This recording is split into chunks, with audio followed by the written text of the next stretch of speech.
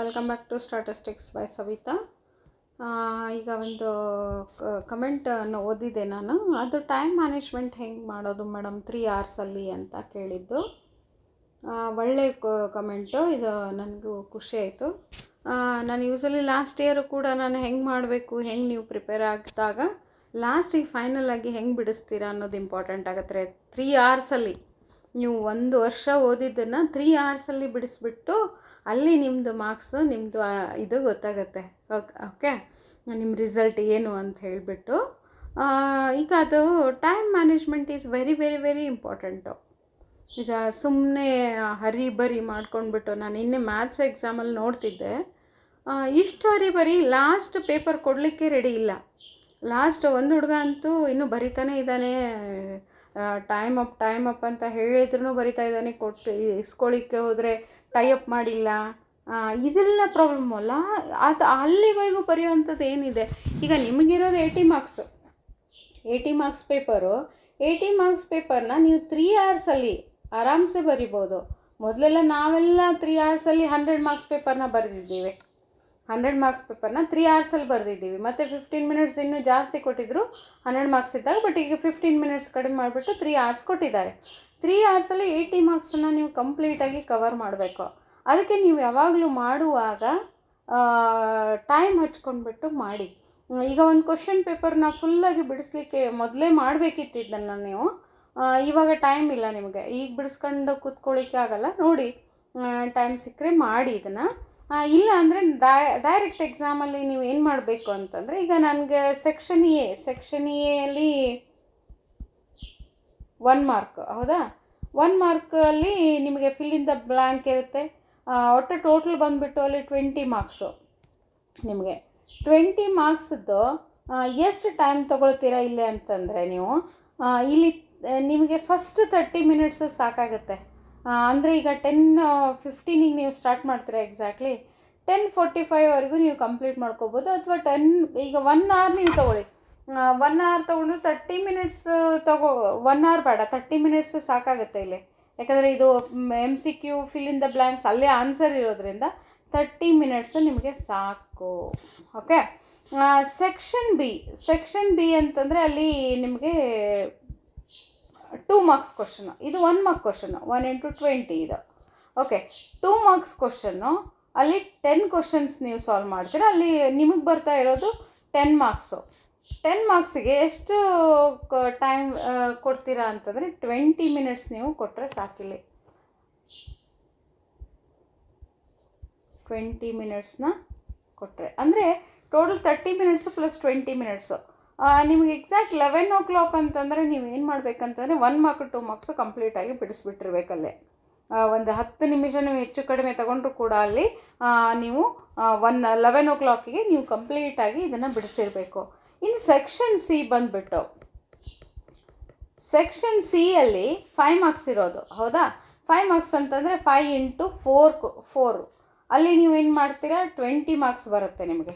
20 marks ನೀವು ಎಷ್ಟು minutes ತೊಗೋತೀರಾ ಅಂತಂದರೆ ಇಲ್ಲಿ 60 ಮಿನಿಟ್ಸ್ನ ಒಂದು ತೊಗೊಳ್ತೀರಿ. ಇಲ್ಲಿ 60 ಮಿನಿಟ್ಸ್ ಅಂತಂದರೆ ಇಲ್ಲಿ 1 hour.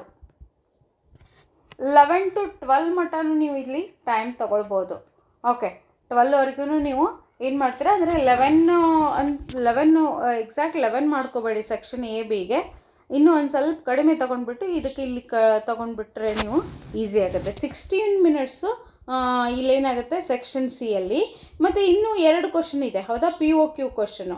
POQ question 5 × 2 that's is equals to 10 marks ಬರುತ್ತಲ್ಲ ನಿಮಗೆ. 10 ಮಾರ್ಕ್ಸ್, ಆ 10 ಮಾರ್ಕ್ಸ್ನೂ ಕೂಡ ನೀವು ಅಲ್ಲಿ ಒಂದು 20 ಮಿನಿಟ್ಸ್ ಸಾಕಾಗುತ್ತೆ ನಿಮಗೆ. 20 ಮಿನಿಟ್ಸು ಸಾಕಾಗುತ್ತೆ. ಅದನ್ನು ನೀವು 20 ಮಿನಿಟ್ಸ್ ಹಾಕ್ಕೊಂಡ್ಬಿಡಿ. ಓಕೆ, ನೆಕ್ಸ್ಟು ಸೆಕ್ಷನ್ ಡಿಯಲ್ಲಿ ನಿಮಗಿರೋದು 20 ಮಾರ್ಕ್ಸಲ್ಲಿ. ಬಟ್ ಲೆಂದಿ ಇದು 10 ಮಾರ್ಕ್ಸ್ ಇರೋದ್ರಿಂದ ಅದು ದೊಡ್ಡದಾಗಿರುತ್ತೆ ನಿಮಗೆ.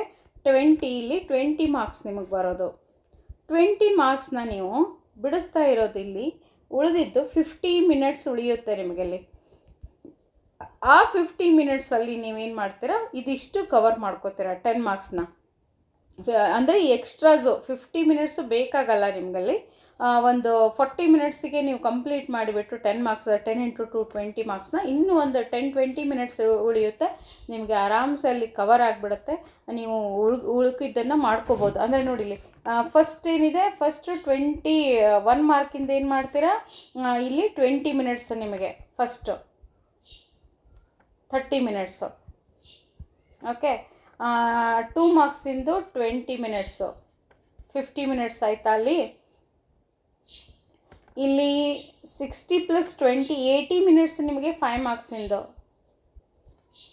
ಮತ್ತು 10 ಮಾರ್ಕ್ಸಿಂದ ನಿಮಗೆ ಬಂದುಬಿಟ್ಟು ಇಲ್ಲಿ 50 ಮಿನಿಟ್ಸು. ಟೋಟಲ್ ಬಂದುಬಿಟ್ಟು ಇಲ್ಲಿ 0 13 14 15 15 + 3 180 ಮಿನಿಟ್ಸ್.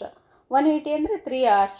3 hours ಅಂತಂದರೆ ನಿಮಗೆ ಅಲ್ಲಿ 180 ಮಿನಿಟ್ಸ್ ಬರುತ್ತೆ. 60 × 3 that's is equals to 180 minutes ಬರುತ್ತೆ. 180ಯಲ್ಲಿ ನೀವು ಕವರ್ ಮಾಡಿಕೊಂಡು ಎಕ್ಸ್ಟ್ರಾಸು ಕೂಡ ಬರಿಬೋದು. ಬಟ್ ಎಕ್ಸ್ಟ್ರಾಸ್ ಬರೀಲಿಕ್ಕೆ ನೀವು ಟೈಮ್ ಉಳಿಸ್ಕೋಬೇಕು. ಎಲ್ಲಿ ಉಳಿಸ್ಕೊಳ್ತೀರಾ ಅಂತಂದರೆ ಇದನ್ನು 40 ಮಿನಿಟ್ಸ್ ಮಾಡ್ಕೊಂಡ್ಬಿಡಿ. ಇಲ್ಲಿ ಅಂದರೆ 50 ಮಿನಿಟ್ಸ್ ನಾನು ಯಾಕೆ ಕೊಟ್ಟಿದ್ದೀನಿ ಅಂದರೆ 10 ಮಾರ್ಕ್ಸಲ್ಲಿ ಎಕ್ಸ್ಟ್ರಾ ಬಂದುಬಿಡ್ಬೇಕು. 80 ಮಿನಿಟ್ಸಲ್ಲಿ ನಿಮ್ಗೆ ಎಕ್ಸ್ಟ್ರಾನು ಬಂದುಬಿಡುತ್ತೆ.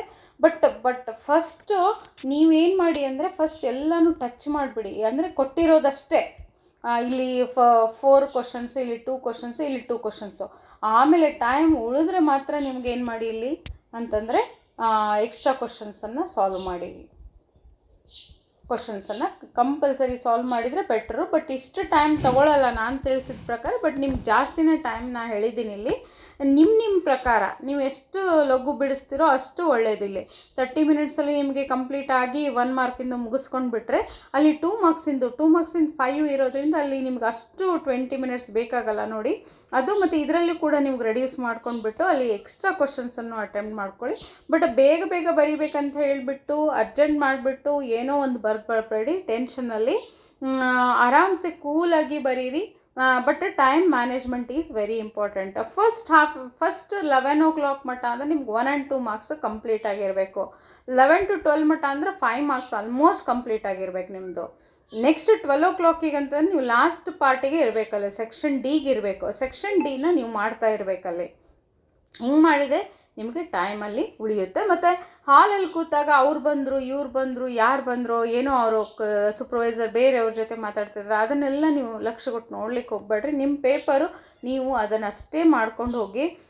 ಮತ್ತು ಇನ್ನೊಂದು ಅಂತಂದರೆ ವಾಟರ್ ಬಾಟ್ಲು, ಟ್ರಾನ್ಸ್ಪರೆಂಟ್ ವಾಟರ್ ಬಾಟ್ಲನ್ನ ತೊಗೊಂಡು ಹೋಗಿ. 3 hours ವಾಟರ್ ಇಲ್ಲದೆ ಇರಲಿಕ್ಕಾಗಲ್ಲ, ಹೌದಾ? ಯಾಕಂದರೆ ಯಾವಾಗಲೂ ಥರ್ಸ್ಟಿ ಮತ್ತು ಹಂಗ್ರಿ ಆದರೆ ಹಂಗರಿದ್ದರೆ ಯಾವಾಗಲೂ ನಿಮ್ಗೆ ಹಸಿವಾದರೆ ಮತ್ತು ನೀರಡಿಕೆ ಆದಾಗ ಬಾಡಿ ಫಿಟ್ ಇರಲ್ಲ, ನಿಮಗೆ ಮೆಮೊರಿ ಪವರ್ ಬರಲ್ಲ.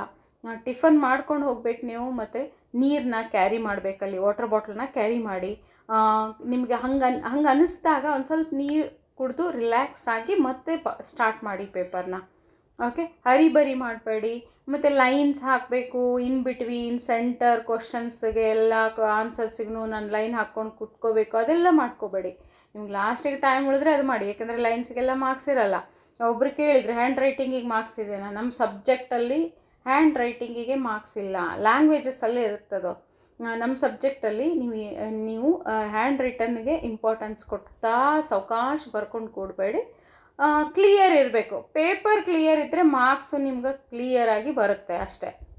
ಓಕೆ, ನಾನು DC ಇರೋದ್ರಿಂದ ಈಗ ನಾನು ಎಷ್ಟು ವರ್ಷ, ನಂದು 20 ವರ್ಷ ಸರ್ವೀಸಲ್ಲಿ ನೋಡಿದ್ದೀನಿ ಹೆಂಗೆ ಬರೀತಾರೆ, ಹೆಂಗೆ ಮಾಡ್ತಾರೆ ಅಂಥೇಳಿ. ಎಷ್ಟೋ ಪೇಪರ್ನ ಚೆಕ್ ಮಾಡಿಬಿಟ್ಟಿದ್ದೀವಿ ನಾವು.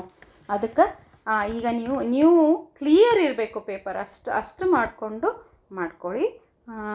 Thank you, all the best. ಇದು ನಿಮ್ಮದು ಆಲ್ಮೋಸ್ಟ್ ಲಾಸ್ಟ್ ವಿಡಿಯೋಸ್ ಇವೆಲ್ಲ ನಿಮಗೆ ನೀವು ಹೆಂಗೆ ಮಾಡ್ಕೊಳ್ತೀರೋ ಇದನ್ನು ಬೆಸ್ಟ್ ಯೂಸ್ ಮಾಡ್ಕೊಳ್ಳಿ. ಮತ್ತು ನಿಮ್ಮ ಜೂನಿಯರ್ಸ್ಗೂ ಕೂಡ ಇದನ್ನು ಶೇರ್ ಮಾಡ್ಕೊಳ್ಳಿ. ನೆಕ್ಸ್ಟ್ ಒಂದು ಮೋಟಿವೇಶನ್ನು, ನನಗೆ ಬೆಳೀಲಿಕ್ಕೆ ಒಂದು ಮೋಟಿವೇಶನ್ ಅಷ್ಟೇ ಇದು. Okay students, thank you.